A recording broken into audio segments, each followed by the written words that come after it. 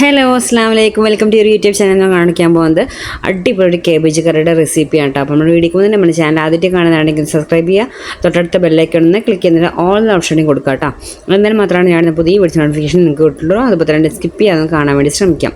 ഇനി നമുക്കിത് എങ്ങനെയാണ് ഈസി ആയിട്ടുള്ള കേബേജ് കറി ഉണ്ടാക്കണം നോക്കാം കേട്ടോ. അപ്പോൾ അതിനായിട്ട് ഞാൻ എടുത്തിരിക്കുന്നത് ചെറിയൊരു പീസ് കേബേജാണ്. വലിയ പീസൊന്നും വേണ്ട, നമുക്ക് ചെറിയൊരു പീസ് മതി. ഇപ്പോൾ നമ്മൾ തോരൻ ഉപ്പേരിക്ക് വെച്ചതിൻ്റെ ബാക്കിയൊക്കെ ചെറിയൊരു പീസ് ഉണ്ടെങ്കിൽ നമുക്ക് അടിപൊളി ടേസ്റ്റിൽ ഒരു കറി ഉണ്ടാക്കാം. ഇനി നമുക്കത് കട്ട് ചെയ്തെടുക്കാം. കട്ട് ചെയ്യാനായിട്ട് ഞാൻ ഇതുപോലെയാണ് കട്ട് ചെയ്ത് കൊടുക്കുന്നത്. നമുക്ക് ഉപ്പേരിക്കും തോരൻ്റെ കരിയില്ല, അത്രയും നമ്മൾ നൈസാക്കേണ്ട ആവശ്യമില്ല. അതിനായിട്ട് കുറച്ച് സൈസ് കൂട്ടിയിട്ട് വേണം കേട്ടോ കട്ട് ചെയ്യാൻ. എന്നാൽ ഒരുപാട് അങ്ങോട്ട് വലുതാവാനും പാടില്ല, അത്രയും നൈസാവാനും പാടില്ല. അപ്പോൾ അതവിടെ ഞാനെല്ലാം കട്ട് ചെയ്തെടുത്തിട്ടുണ്ട്. ഇതുപോലെ ഒരുപാട് നൈസും അല്ല, ഒരുപാട് വലുതുമല്ല, ആ ഒരു മീഡിയം സൈസിൽ വേണം കട്ട് ചെയ്തെടുക്കാൻ കേട്ടോ. ഇനി നമുക്ക് ഇത് കഴുകി ക്ലീനാക്കി വെക്കണം.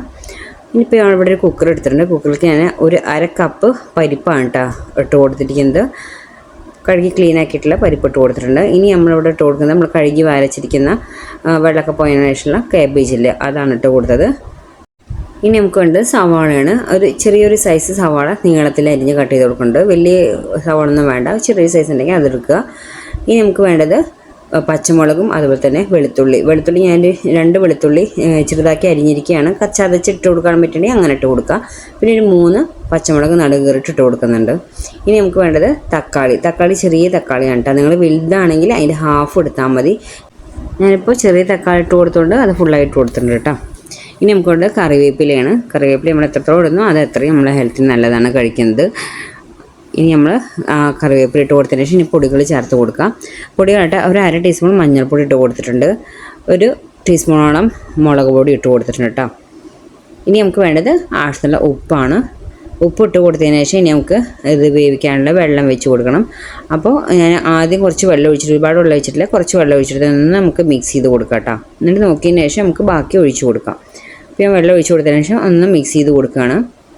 ഇനി നമുക്കിത് ഒരു 2 വിസിൽ വെച്ചിട്ട് നമുക്കത് വേവിച്ചെടുക്കണം കേട്ടോ.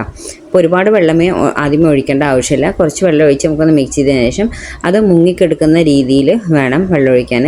കുറച്ച് വെള്ളം കൂടി ആവശ്യമുണ്ട്, ഒരുപാട് വെള്ളം ഒഴിക്കേണ്ട. അപ്പോൾ കറി നല്ല ലൂസാവും, നമുക്ക് ഈ കറി ഒരു കുറുകിയ ടൈപ്പാണ് കിട്ടേണ്ടത്. അപ്പോൾ ഞാനത് ആ മുങ്ങിക്കെടുക്കുന്ന രീതിയിൽ വെള്ളം ഒഴിച്ചിട്ടുണ്ട്. ഇനി നമുക്കത് അടച്ച് വെച്ചിട്ട് ഒരു 2 വിസിൽ വരുന്നവരെ ഒന്ന് വെയിറ്റ് ചെയ്യാം കേട്ടോ. നമ്മുടെ കറി ഇവിടെ 2 വിസിൽ വന്നിട്ടുണ്ട്. അതിന് ശേഷം പ്രഷറൊക്കെ പോയതിന് ശേഷം നമ്മൾ തുറന്ന് നോക്കുകയാണ്. ഇപ്പോൾ നമ്മൾ അധികം വെള്ളമൊന്നും ഇല്ല കേട്ടോ, നമ്മൾ കറക്റ്റ് വെള്ളമല്ലേ ഒഴിച്ച് കൊടുത്തിരിക്കുന്നത്. നമുക്കിതൊന്ന് മിക്സ് ചെയ്ത് കൊടുക്കാം. അപ്പോൾ എല്ലാം കറക്റ്റ് വെന്ത് കിട്ടിയിട്ടുണ്ട്. കറക്റ്റ് 2 വിസിലാക്കിയാൽ മതി, 3 ആക്കിയാൽ ഒരുപാടാണ് ഉടഞ്ഞു കൂട്ടാം. അപ്പോൾ ഒന്ന് മിക്സ് ചെയ്ത് കൊടുക്കുക. അപ്പോൾ ഒന്ന് സെറ്റായി കിട്ടും കേട്ടോ.